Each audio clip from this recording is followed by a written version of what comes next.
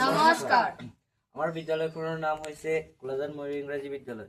আমাৰ দলটোৰ নাম হৈছে কাজিৰঙা দল। নমস্কাৰ, মোৰ নাম শ্ৰী ইলিয়াছ টাই। মই সপ্তমমান শ্ৰেণীৰ পঢ়ো। নমস্কাৰ, মোৰ নাম শ্ৰী দীপা মেম। মই অষ্টমমান শ্ৰেণীত পঢ়ো। নমস্কাৰ, মোৰ নাম শ্ৰীমতী সুন্দৰা পামে। মই অষ্টমমান শ্ৰেণীত পঢ়ো। নমস্কাৰ, মোৰ নাম শ্ৰী লক্ষীশ্বৰ টাই। মই সপ্তমমান শ্ৰেণীত পঢ়ো। নমস্কাৰ, মোৰ নাম শ্ৰী ৰবিচৰণ টাই। মই সপ্তমমান শ্ৰেণীত পঢ়ো। বিকশিত ভাৰত 2025 বৰ্ষৰ বাছি লোৱা বিষয়টিৰ শিৰোনামটো হৈছে পেলনীয়া প্লাষ্টিক বটলৰ জৰিয়তে তৈয়াৰ কৰিব পৰা উলম্ব কৃষি পদ্ধতি।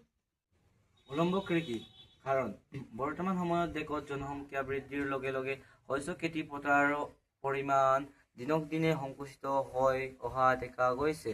গতিকে কম ঠাইতে বেছি খাদ্য শস্য উৎপাদন কৰাটো অতি প্ৰয়োজন হৈ পৰিছে। এই পদ্ধতিৰ জৰিয়তে অধিক কম ঠাইত অধিক শস্য উৎপাদন কৰিব পৰা যায়। আমাৰ গাঁৱত পুৰণি কৃষি পদ্ধতিতে খেতি কৰি থকা হৈছে। গাঁৱৰ মানুহক অনুপ্ৰাণিত কৰিবলৈ এই পদ্ধতিটো কৰি দেখুৱাবৰ বাবে আমি বিদ্যালয়ৰ তৰফৰ পৰা ছাত্ৰ ছাত্ৰীসকলে SDGs সাফল্য কৰিবলৈ চেষ্টা কৰিছো। এতিয়া আমি প্ৰদৰ্শন কৰিবলৈ ওলাইছো।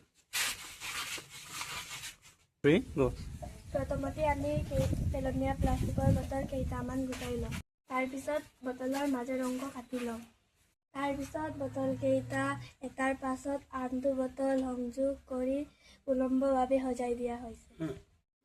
তাৰ পাছত এতিয়া আমি প্ৰতিটো বটলত অলপ অলপকৈ সাৰুৱা মাটি ভৰাই দিম।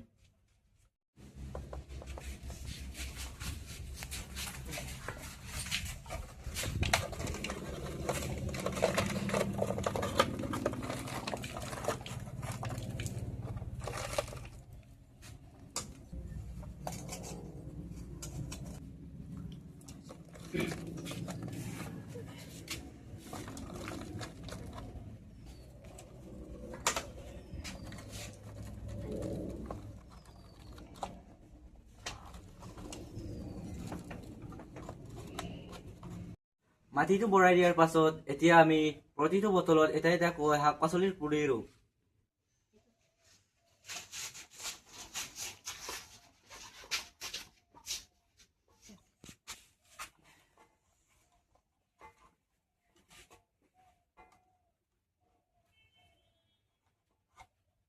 এতিয়া আমি পুলিকেইটাত পানী দিম।